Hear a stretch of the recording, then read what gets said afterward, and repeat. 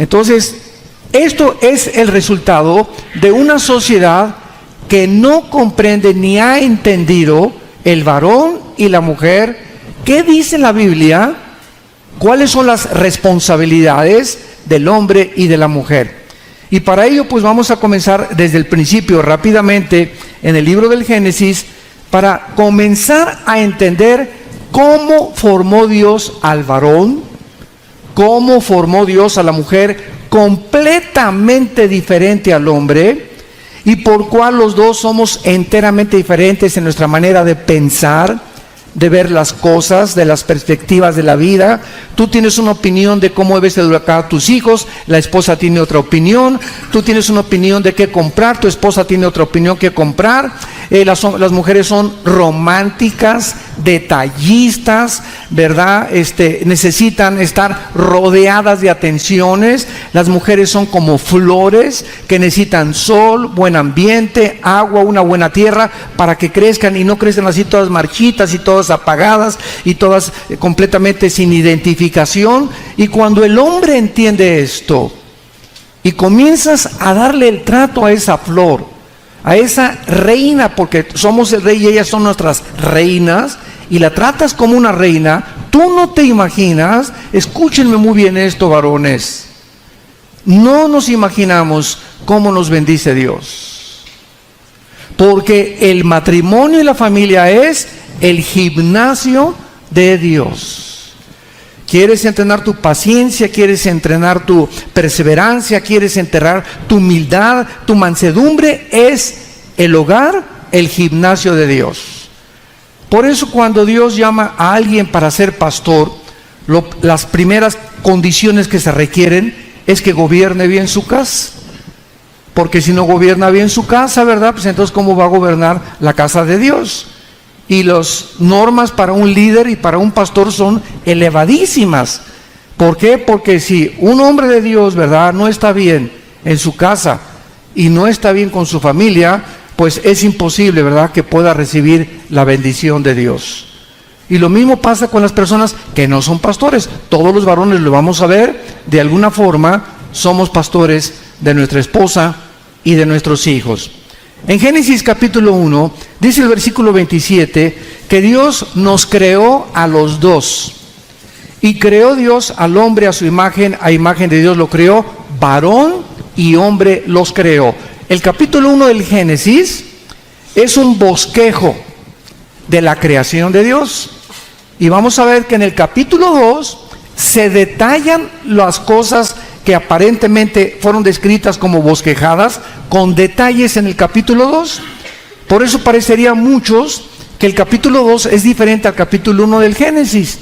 Pero es que el capítulo 1 describe un bosquejo, un resumen de los 7 días de la creación y la forma en la que Dios creó al hombre. Pero lo primero que tenemos que entender es lo siguiente: fuimos creados a la imagen y semejanza de Dios. No descendemos de chita, ni de los animales. Tiene un siglo propagándose en las universidades, en las secundarias, en las preparatorias, tus maestros en la escuela, que somos el resultado de una selección natural, que provenimos de una evolución. Y esto, aunque no está demostrado científicamente, ni por la biología, ni por las leyes físicas de la primera y segunda ley de la termodinámica, menos por la genética, se sigue enseñando. ¿Por qué?, te preguntarás. Son los debates que tenemos nosotros en las universidades con astrofísicos, con geólogos, con sociólogos, con psicólogos. ¿Por qué se enseña que venimos de los animales?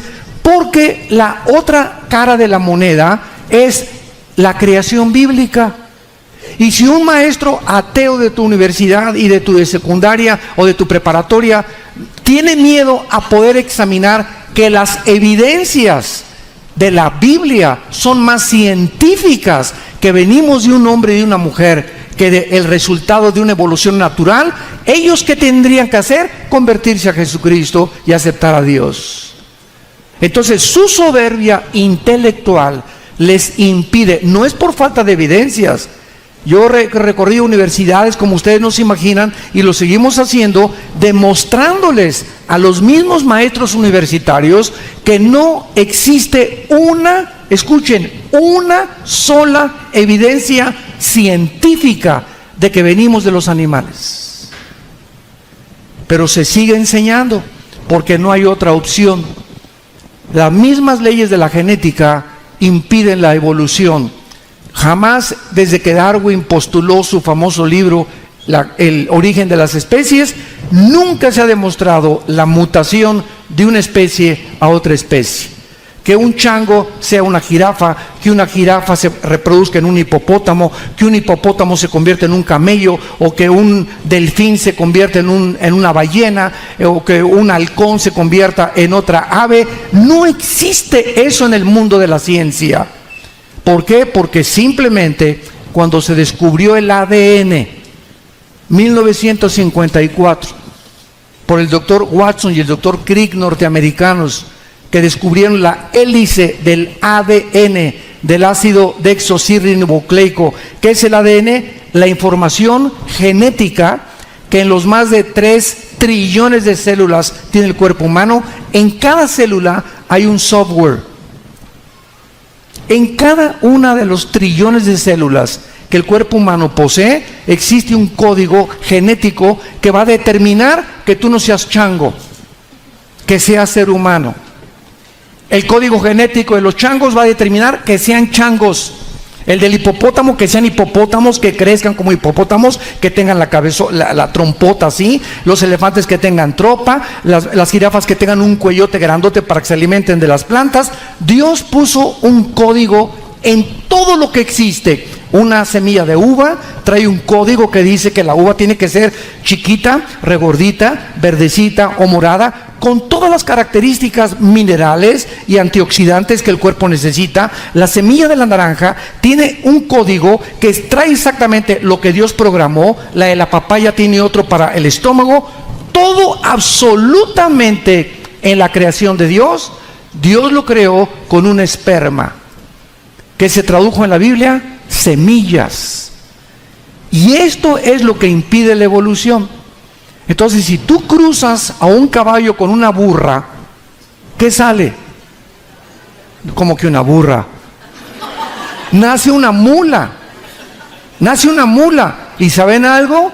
Por haber roto las leyes de Génesis 1, 11 y 12, que cada cosa sea de acuerdo a su especie y a su semilla, por hacer eso, la mula nace híbrida,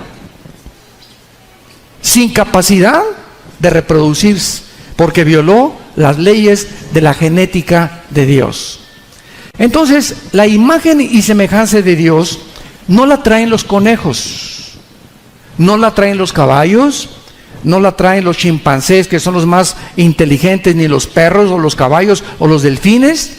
Nosotros traemos una característica diferente a todo el reino animal. Una vez mi esposo y yo estábamos con un pediatra, con nuestro hijo Caleb, cuando él estaba chiquito, y me acuerdo que lo acostamos ahí, lo estaba revisando, y todos traemos aquí arriba del coxis como una bolita, y entonces le dije, ¿qué es eso? Me dijo, es que ahí traíamos la cola. Un pediatra con un doctorado en medicina y en pediatría, diciéndome que traíamos cola nosotros en una época de nuestra vida. Le dije, oye, pero en el código genético, ¿nunca te enseñaron? ¿Estudiaste tu biología o genética en la universidad? ¿Nunca te enseñaron lo del ADN? Bueno, es que ahorita los descubrimientos del genoma están comenzando a darnos más luz, etcétera, etcétera. Le dije, jamás hemos tenido cola los seres humanos. Tal vez tu abuelita sí, pero yo, la mía no.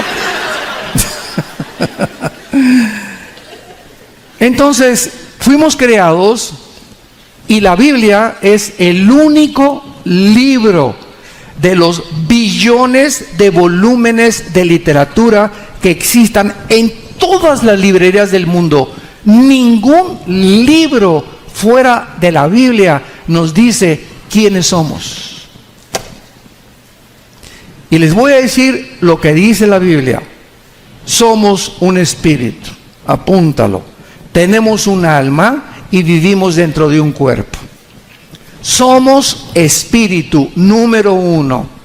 2, tenemos un alma y vivimos dentro de una botella, un envase, como tú le quieras llamar, un cuerpo que se está deteriorando celularmente de acuerdo a la primera y la segunda ley de la termodinámica o de la entropía física, y por esa razón envejecemos y nos tenemos que morir. Pero ninguna persona, ningún investigador, ni Sigmund Freud, ni Louis Pasteur, ni nadie de los más grandes doctores médicos e expertos en medicina, nunca nadie podría tener la información que constituye al ser humano más que el que nos creó. Solo Dios lo pudo haber hecho. Y Dios no se reveló en el libro del Mormón, ni en el Corán de los musulmanes, ni en el libro de los hindúes. Dios se reveló en la Biblia. Y cuando venimos a la Biblia nos damos cuenta que es un libro de características sobrenaturales. Les voy a contar un cuento para que podamos entender esto. Aproximadamente como en 1905, 1906 del siglo pasado, estaba un muchacho con un vehículo descompuesto. Levantó el cofre, los carros antiguos tenían el cofre por acá y por acá, y ahí estaba metiéndole la mano el muchacho, se arremangó las mangas de la camisa, lleno de grasa y todo, y en eso pasó otro carro con un hombre elegantemente vestido con un sombrerito, y se bajó este hombre elegantemente vestido y le dijo al muchacho: ¿qué estás haciendo? Y le contestó: pues tengo aquí como una hora, ¿verdad? Y no puedo encontrar el problema, ¿por qué no arranca el coche? Y entonces el señor elegantemente vestido le dijo a este muchachito: ¿me permites ayudarte? Claro que sí, porque pues yo ya no puedo con este coche. Entonces este señor se quitó su sombrero, también se le arrancó las mangas, no sé qué cosa hizo ahí, y ¡pum!, que arranca el carro. Y el muchacho, sorprendido, le dice: oiga, yo tengo aquí casi 2 horas tratando de encontrar el desperfecto y usted en segundos lo arregla. ¿Quién es usted? Y le contestó el señor: yo soy Henry Ford, yo hice el coche. Y así estamos nosotros consultando a la doctora Corazón, a Walter Mercado, al psicólogo, al psiquiatra, y estamos llenos de grasa espiritual y problemas y estrés, tratando de arreglar el matrimonio. ¿Y por qué no funciona mi matrimonio? ¿Cómo educamos a los hijos? ¿Qué está pasando con las familias? Pero no le preguntamos al que nos creó. Entonces, si queremos saber quiénes somos, quién es el que nos fabricó, cuáles son las disposiciones y de qué forma funcionamos mejor, cada cuando tenemos que cambiarnos el aceite, tenemos que consultar al fabricante. Y el fabricante nos dejó un manual que se llama la Biblia. Y cuando alguien se convierte y comienza a conocer la Biblia, comienza a descubrir cómo hacer funcionar su matrimonio, cómo hacer funcionar su familia. Y mientras yo obedezca como varón y mi esposa como mujer las cosas que a ella le corresponden y las cosas que a mí me corresponden, y podamos entender que somos 2 fuentes de energía. El varón tiene un poder, la mujer tiene poder. El hombre tiene energía, la mujer tiene energía. Imagínense nada más, 2 seres humanos completamente diferentes casándose. ¡Uf! ¡Qué de chispas van a salir! ¿Por qué? Porque somos completamente diferentes. Y al casarnos, yo tengo un ego, las mujeres tienen un ego, y yo digo: aquí mis chicharrones truenan, y otra dice: a mí los míos truenan. Imagínense nada más, ¿no? Entonces, cuando hacemos esta unión en el matrimonio, pues duran 2, 3 años o 5, 10 años, y se dan cuenta que nunca han podido hacer química, ni nunca han podido limar las fricciones que tienen que haber a fuerza, porque no hay un matrimonio perfecto. Y por eso dicen: la mejor puerta de salida es el divorcio. Ahí nos vemos, Pancho, ahí nos vemos, Chencha. Qué triste es cuando nosotros llegamos a esta situación por ignorar la fuente de la información, que es Dios. La imagen y semejanza de Dios significa que Dios nos creó con la capacidad de descubrirlo a Él. Por eso existen las religiones. Decía Sigmund Freud que las religiones solamente implicaban o demostraban la increíble religiosidad del hombre por el temor que tiene a lo desconocido. William Shakespeare dijo que era un defecto trágico el que el ser humano se comportara como se comporta. Carlos Marx digo que el problema del ser humano es la lucha de clases, que si la clase del proletariado alcanza la burguesía y la derriba, entonces el proletariado cuando suba y derriba a los burgueses, entonces va a haber equidad y justicia y repartición de riquezas.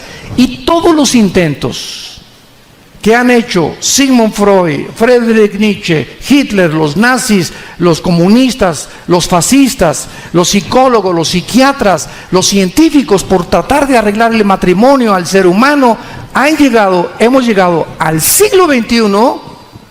¿Y saben ustedes a dónde ha concluido el siglo XXI? Donde las personas que se consideran expertas en conocer los problemas del ser humano, que se llaman psicólogos o psiquiatras. La diferencia entre un psicólogo y un psiquiatra es que el psiquiatra puede prescribir medicamentos, el psicólogo no lo puede hacer. Y cuando el psicólogo o el psiquiatra comienzan a calificar por qué el hombre tiene conductas desordenadas o anormales como esquizofrenia, que en el griego significa mente dividida. O sea, Pancho en la mañana amanece aullando como coyote. En su oficina es una persona completamente diferente, Pancho. Al llegar a la iglesia se pone una máscara de Santo Tomás Clodomiro. En la tarde con sus cuates y dice que es descendiente de Emiliano Zapata. Y en la noche llega a su casa y le dicen el sultán, porque llega gritándoles a todos: mis chanclas, mi televisión, no me molesten ahorita, estás... Entonces, cuando un hombre tiene tantas personalidades y aparentemente ante la sociedad es normal, los psicólogos han clasificado esto como desórdenes múltiples de la personalidad, porque no pueden entender por qué una persona puede tener 3 o 4 actitudes ante diferentes medios sociales. A otra persona que tiene miedo de todo y no quiere no es sociable y se esconde y no tiene amigos, se les llama paranoicos. O creen que todo el mundo está en contra de ellos, que todo el mundo es su enemigo, a todo el mundo. Yo muchas veces me encanta estar con estudiantes, y cuando llego a los de a nivel universitario o preparatoria, siempre que llego están así, ¿verdad? Programados, que el comunismo, que el Che Guevara, que el ateísmo, que el escepticismo, están así. ¿Y quién será? ¿Será un padrecito, otro padrecito más, que nos viene a hablar a mí? Y yo veo así las caras de los estudiantes, cómo tienen esa autodefensa dentro de ellos, pero así inconsciente, en contra de cualquier cosa que les digan que vaya a afectar su autonomía. Y cuando comenzamos a abrir la Biblia y les comenzamos a hablar de Jesús, no se imaginan cómo comienzan a ser transformados por el poder de la palabra de Dios. Vemos pues entonces que la imagen y semejanza del hombre es lo que nos da dignidad. Por eso a un caballo no lo metes a la cárcel, ni a un chango cuando mate a alguien. Y como me dijo un maestro universitario, ¿verdad?, que no somos iguales a los animales. Le dije, los animales se guían por instintos, no tienen conciencia entre el bien y entre el mal, pero el ser humano sabe que hay conciencia y que hay alguien a que adorar. Y nunca le dije a este maestro, hay un conjunto de conejos adorando a Dios, ni de chimpancés tratando de comunicarse con algo que trascienda su existencia, porque no tienen ni siquiera conciencia de que hay la muerte o que trasciende algo después de esta vida. Es algo que puso, dice Eclesiastés 3, versículo 11, la eternidad en el corazón humano. Ahora veamos en segundo lugar, en el versículo 7 del capítulo 2 de Génesis, los detalles de la creación. Génesis 2, versículo 7.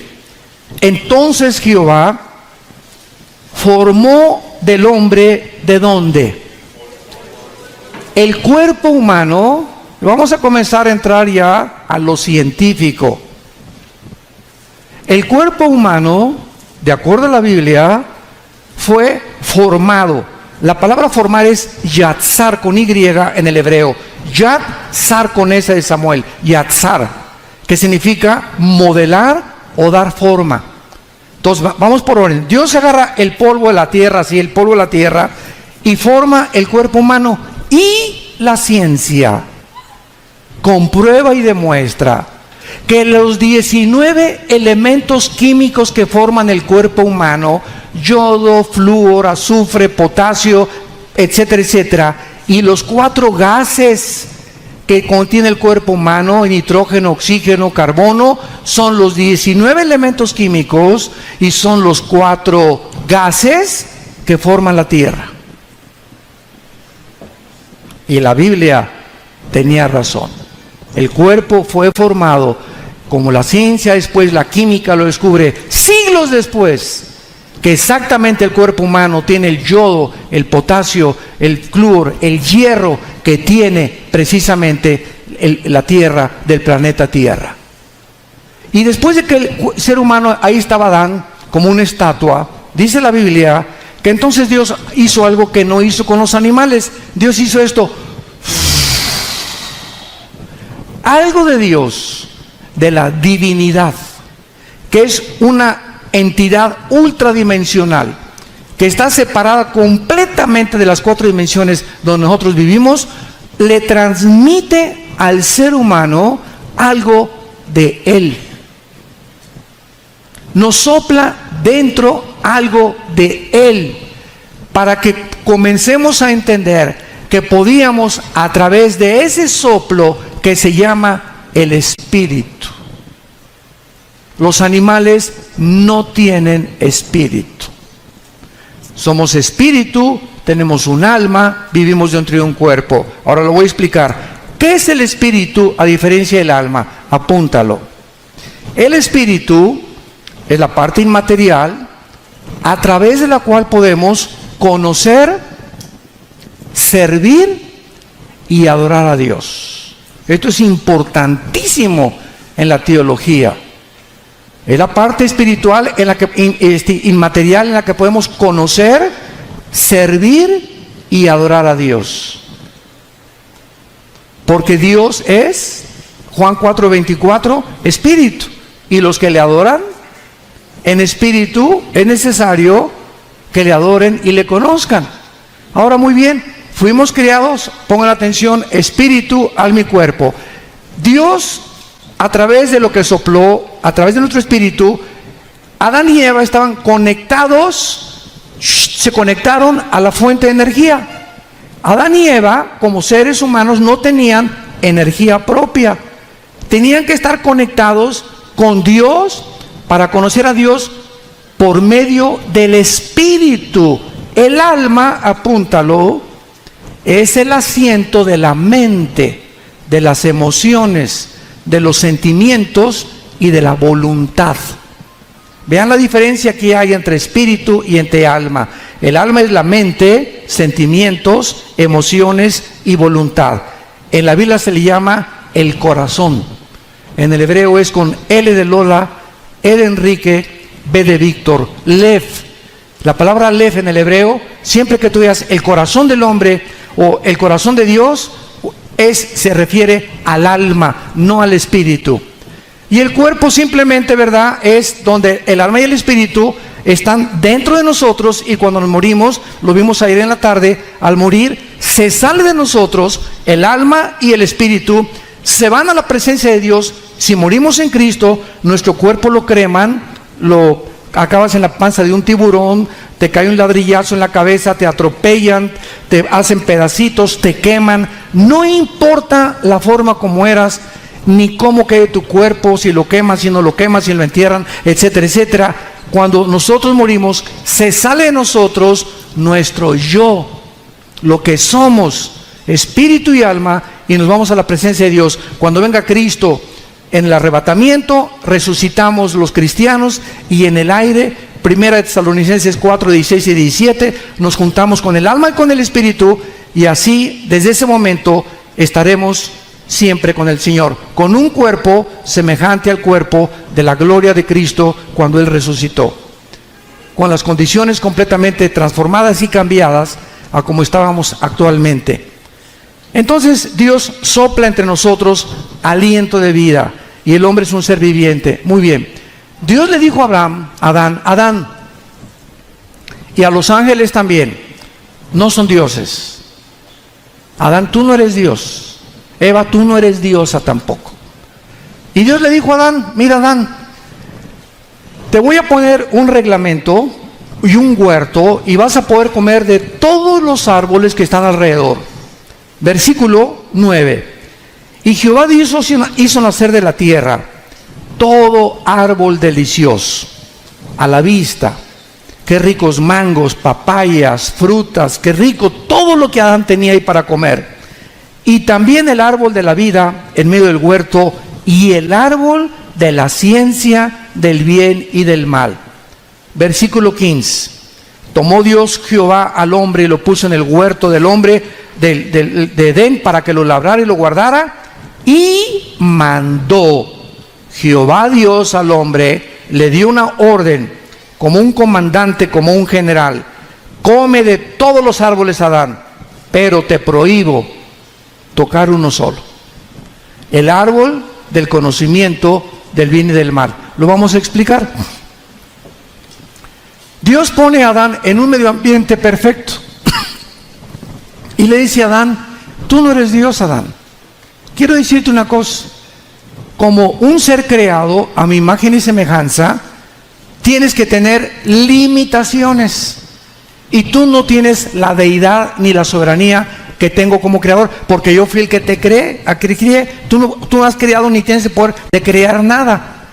Entonces tienes una sola limitación: de ese conocimiento del bien y del mal no vais a participar. Lo interesante de este mandamiento es lo siguiente: no dice el árbol del mal.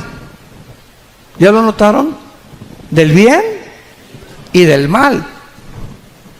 Del bien y del mal. ¿Cómo está esto? Muy simple la respuesta. ¿Qué es lo que quería Dios decirle a Adán? Adán, quiero que desde aquí en adelante tú dependas en tu espíritu de mí. Yo soy el que te voy a decir, Adán, qué es bueno y qué es malo. Desde ahorita te estoy diciendo: ese no comas. Déjame que yo te siga guiando, porque tú no tienes la capacidad de determinar lo que es bueno y lo que es malo. Y el día que comas del árbol del conocimiento del bien y del mal, entonces tú vas a recibir una capacidad engañosa y vas tú a querer determinar, sin tomarme en cuenta a mí, qué es bueno y qué es malo.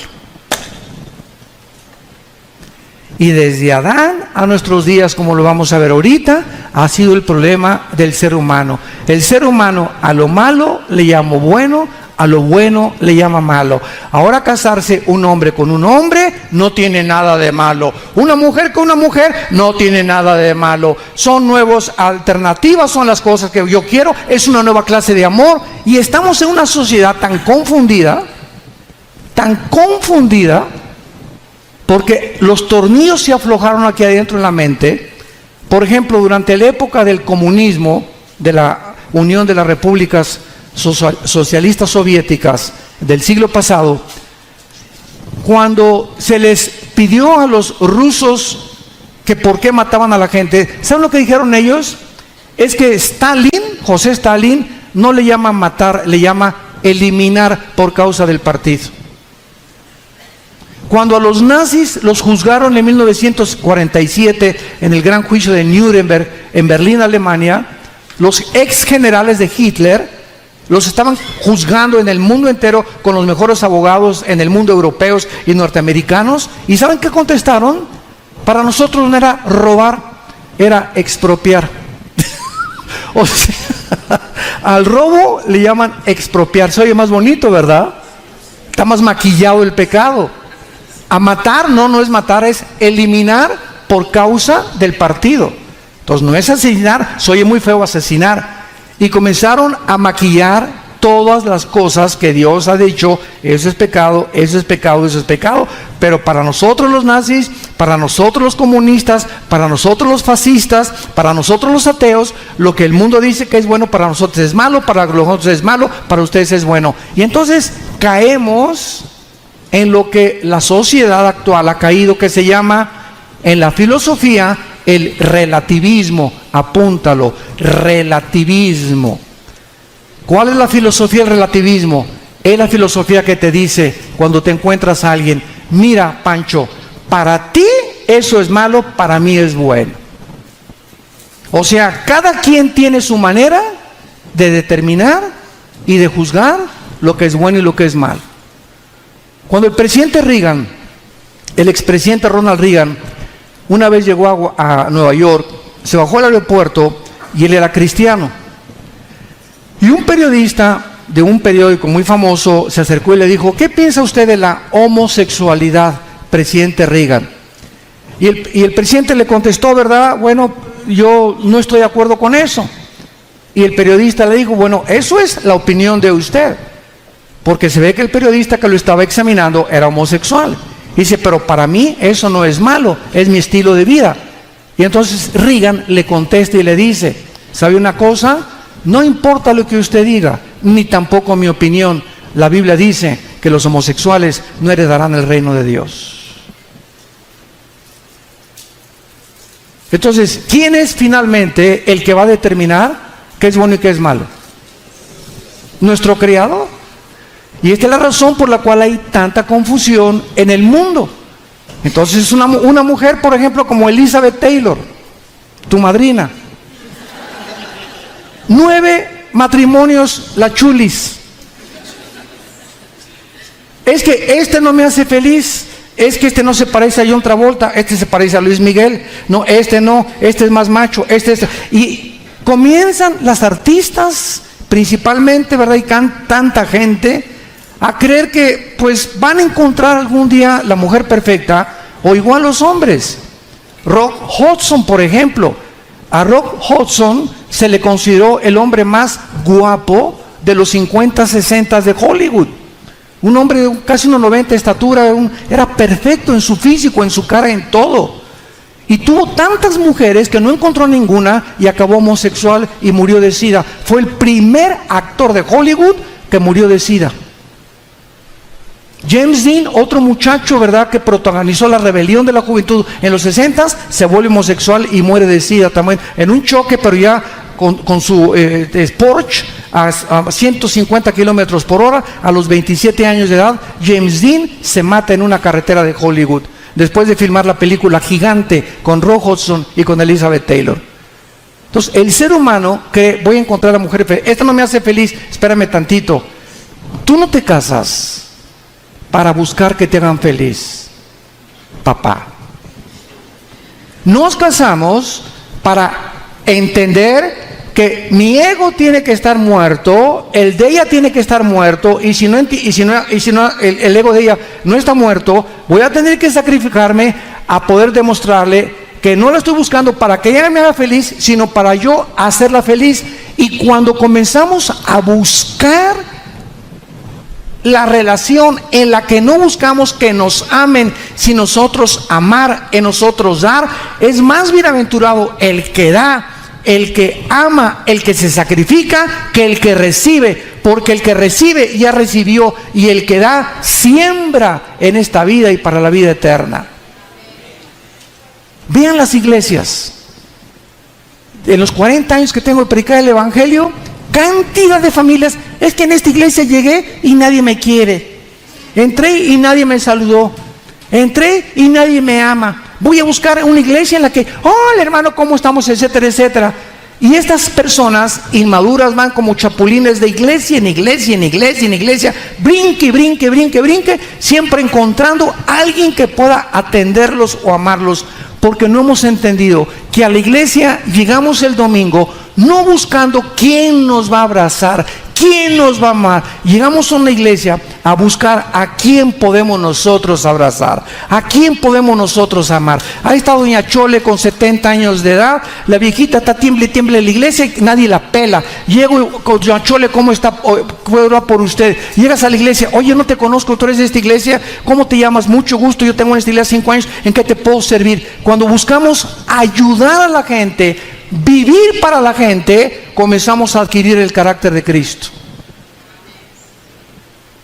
que no vino a que lo sirviéramos, Él vino a hincarse y lavarnos los pies. Y es lo que hemos dicho a los pastores durante estos 40 años: nosotros les lavamos a ustedes los pies, no nos pongan en un pedestal a nosotros. No somos Luis Miguel ni ídolos. Nosotros estamos para a ustedes lavarles los pies.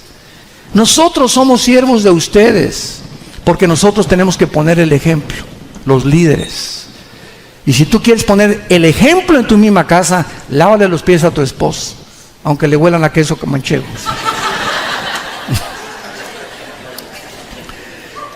Bueno, esta es la razón por la cual Dios, estamos entendiendo los pensamientos de Dios. Qué importante es esto.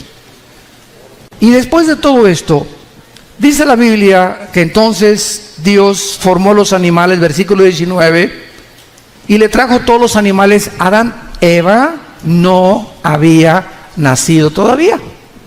Dios creó primero al varón, Dios lo puso en el huerto al varón, 2. Número 3, a él le dio instrucciones de cuidar y labrar el huerto, o sea, es el varón el proveedor, es el varón el que le dio la autoridad de darle nombre a los animales, y ya que el varón recibió todas las instrucciones de Dios, y ya que tú entiendes que es ser un varón de Dios, Dios te va a traer a tu panquecito marinela. No andes buscando, como todos actualmente, novia en las discotecas. Ahí vas a encontrar la peor. Ahí vas a encontrar el peor. Porque van los muchachos ahí, dizque, ¿verdad? Mira, tú te tomas en una discoteca un poquito así de alcohol. Así comienza todo, con todo jarrito llega poquito a llenarse. Tú te tomas una cosa así, no te imaginas la cantidad de personas en el trato humano y de personas que existen en las discos y en las cantinas para dormir y anestesiar y drogar a las mujeres. Y mientras te acercas, alguien te pone una pastillita insignificante y de repente amaneces y no sabes ni con quién amaneciste. Pierdes tu virginidad. ¿Por qué? Porque bajo la música y las luces ¿verdad? Toda la atmósfera y el escenario está preparado por los mismos huestes del infierno para poder llevarte a abortar el plan de Dios para tu vida, impedir que Dios trabaje en tu vida, detenerte para que no crezcas en el cristianismo y tratar de destruir tu carácter, llenarte de amargura y de rencor, y cuando tú te cases no poder tampoco ser feliz con tu esposo. Porque en tu juventud fuiste con un muchacho y te acostaste con otro y nunca entendiste que Dios prohíbe la inmoralidad. No cometerás inmoralidad, dijo Dios. Entonces, ¿qué ejemplo? Ya que Adán estaba listo, versículo 21, ¿qué hizo Dios para traerle a Eva? Adán, vete a la disco. No, ¿verdad? O mira, te traigo una foto aquí de una mujer increíble, Miss Universo. ¿Saben lo que hizo Dios antes de traerle la mujer al primer hombre que existió? Lo puso a dormir. En otras palabras, si tú quieres encontrar jóvenes, ahorita es para los muchachos, tú tienes cara de rabo verde. Estoy hablando de los jóvenes. Nosotros, cuando traemos este anillo los varones, ¿saben qué significa traer este anillo? Que estamos fuera del mercado. Cuando tú veas a un hombre, muchacha que me escuchas, que trae este anillo, ni te le acerques. Te va a proponer mejor sueldo, te va a proponer invitarte aquí, por allá. Discúlpeme, traiga a su esposa y salgo con usted. ¿Por qué? Porque este anillo implica que ya no estamos en el mercado. El día que nos casamos, ¿verdad? Le dijimos a 2.5 billones de lupitas, carmelitas, adiós, adiós, adiós, adiós, adiós, adiós. A todas, goodbye, goodbye, goodbye. Ay, pues que está chulísima, ay, que está muy guapo, etcétera, etcétera. Desde ese momento, yo nada más tengo que serle fiel a esta güera que está aquí. Más me vale.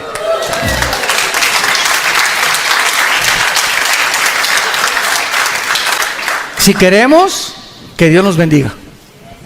No podemos jugar con Dios. No podemos jugar con Dios. Tenemos que entender que el matrimonio es algo demasiado serio y es para toda la vida. Ya después veremos las causas del divorcio que existen en la Biblia, ¿verdad? Entonces Dios tuvo que poner dormir a Adán, y cuando Adán estaba dormido, versículo 21, ya dormidito, anestesiado, esta es la primera cirugía sin anestesia en la Biblia.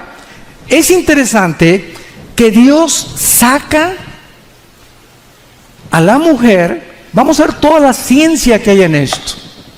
Dios saca a la mujer de una costilla. Dice la Biblia, y tomó una de sus costillas, y la palabra costilla, apúntalo en el hebreo, es Selah, con T de tía, y ese es Samuel, T, Selah. Es la palabra hebrea para costilla. Y cerró la carne en su lugar. ¿Por qué?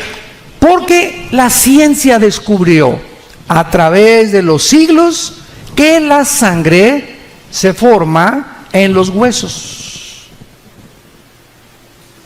Ahí en medio de los huesos se forma la sangre. Ahorita lo vamos a ver. Y de la costilla, o sea, del material genético que Dios toma de Adán, hizo una mujer y la trajo al hombre. A nosotros los varones, ¿de dónde nos hizo? De la tierra, del lodo. Y a las mujeres más refinadas, de algo que ya estaba refinado, de algo que ya había trabajado con nosotros, y de ahí la sacó a ellas como princesas, ¿verdad? Como algo más delicado, como algo más tierno, como algo más considerado, para que el varón supiera durante toda su vida que la mujer es más frágil que nosotros, que es más delicada que nosotros, que es más susceptible, que tiene 7 días al mes en su menstruación, que chilla porque huele a la mosca, que sus hormonas son diferentes, que su función es diferente. Y si no entendemos todo esto y no las tratamos conforme a la forma que Dios quiere que las trate, no va a funcionar nuestro matrimonio. No va a funcionar. Y entonces van a buscar el escape por aquí, por allá, y nunca el divorcio es la salida. Más que en casos ya demasiado tremendos, ¿verdad? Donde ya es tóxico la relación en la que ninguno de los dos quiere jalar. Entonces, cuando Dios le trae a Eva, dice el versículo 23, aleluya, gloria a Dios. Esto es ahora hueso de mis huesos, carne de mi carne, y es Adán el que le pone el primer nombre a la mujer, varona, que en el hebreo es Isha, I-S-H-A. El varón es Ish, la mujer es Isha. Esta será llamada Isha porque del Ish fue tomada. Y en ese momento, cuando Adán vio a Eva, dice: yo sabía que con la jirafa yo no tenía nada que ver, ni con la changa, porque acuérdense que antes le trajo a todos los animales Dios a Adán. Y Adán descubrió, porque de acuerdo a Dios dijo, no es bueno. La primera vez en la Biblia que Dios dice que algo no es bueno. ¿Y qué fue lo que Dios dijo que no era bueno? Que estemos solos. Que estemos solos los varones. No es bueno que nosotros vivamos solos. Más cuando ya pasamos el 5º piso. ¿Por qué? Porque necesitamos una mujer. Mentiras que no, yo la puedo, que no, vivo mejor solo que mal acompañado. Eso sí. Pero por eso, si eres cristiano, lloras, ¿verdad? Dios, a menos que sea un llamado de Dios, como Pablo, que enviudó. ¿Cómo sabemos que era casado Pablo? Porque formaba parte del Sanedrín, y para formar parte del Sanedrín tenía que ser casado. Entonces enviudó, y ya en viudo, ya Dios lo llamó a servirlo. Y ya, ¿verdad? Pablo escribe en 1 Corintios 7 que mejor a muchos que llama a Dios ya grandes se queden así, si tienen un llamado para ir por todos lados de misioneros, porque es más difícil con un matrimonio, ¿verdad?, irse de misionero. Pero si no ese es el llamado, ¿verdad?, entonces no es bueno que el hombre esté solo. Le haría ayuda idónea para él. Y vean en el versículo 24, con 3 palabras, lo que es el matrimonio. Esto es increíble. 3 palabras usa Dios para definir lo que es el matrimonio de forma, en una cápsula sabia, reducida. Por tanto, dejará el hombre a su padre y a su madre, y se unirá a su mujer, y serán una sola carne. Número 1. ¿Qué es el matrimonio?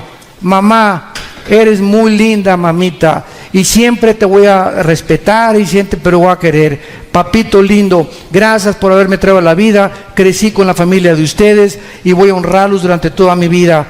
Fido mi perro, adiós Fido, mi perico.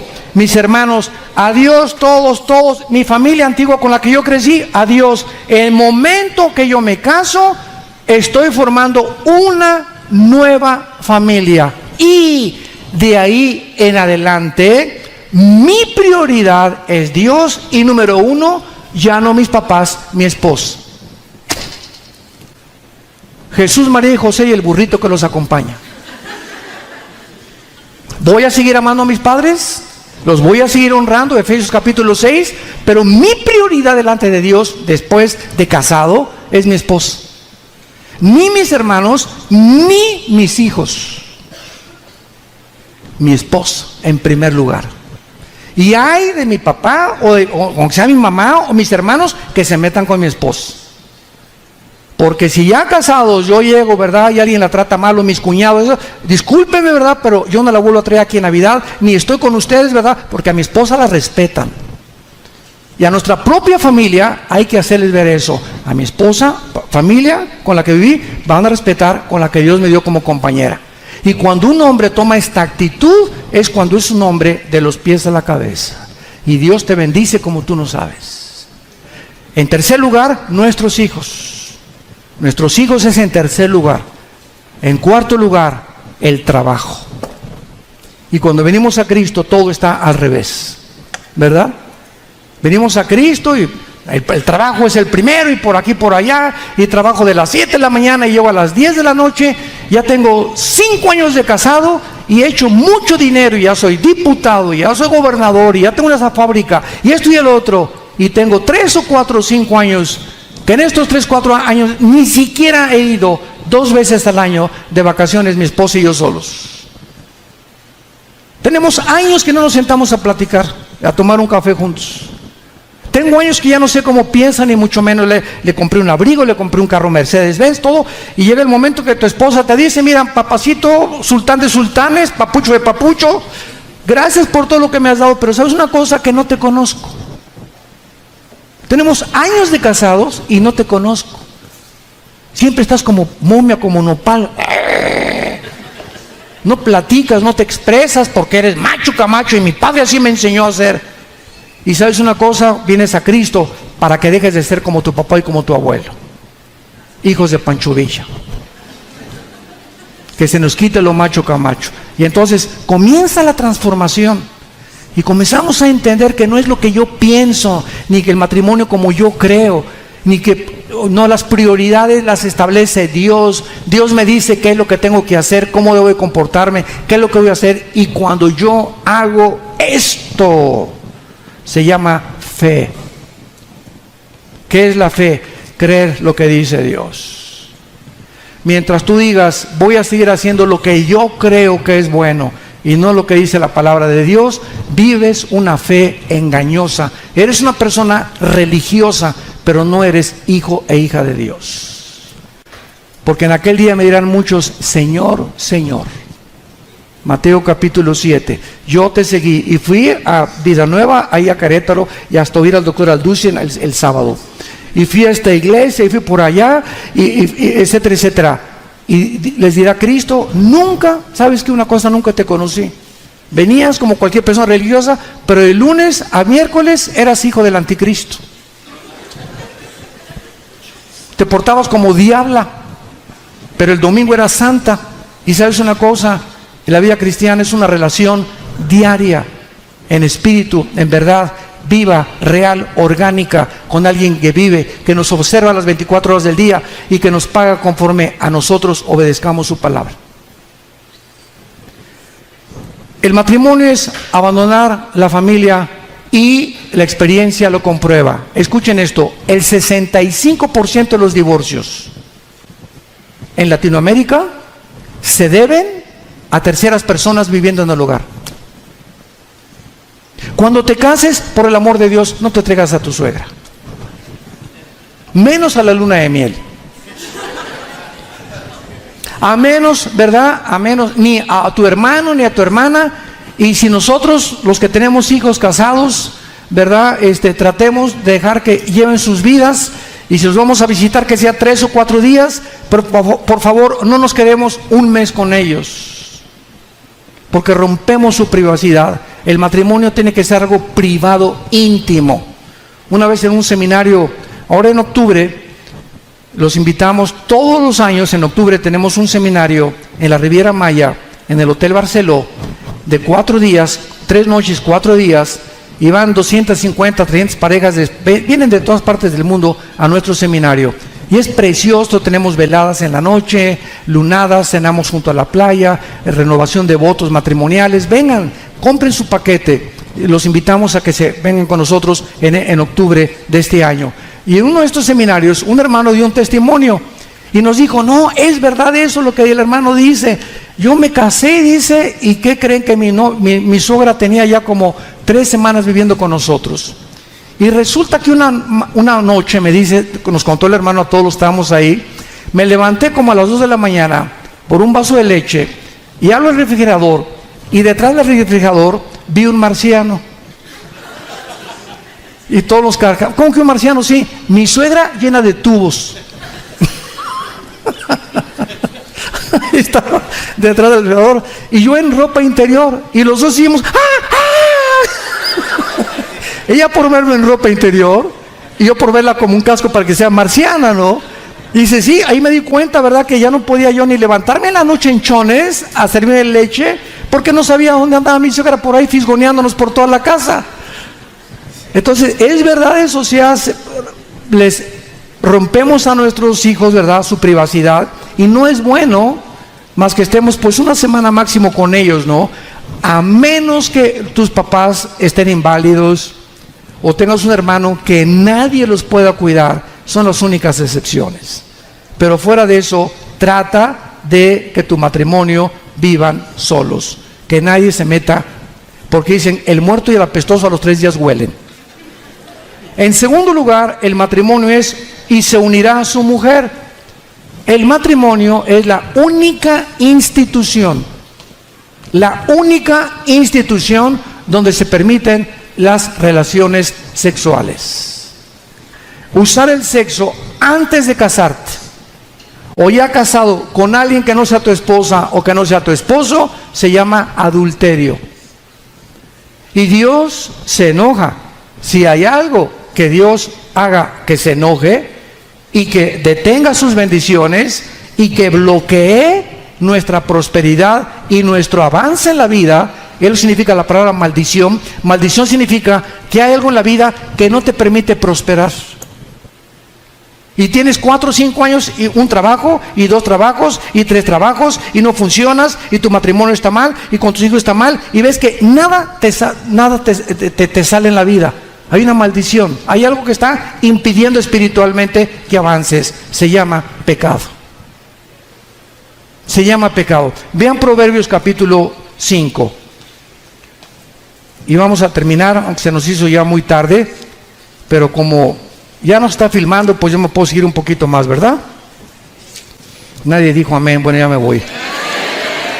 Bueno. En Proverbios 5, dice el versículo 18 en adelante, sea bendito tu manantial y alégrate con la mujer de tu juventud.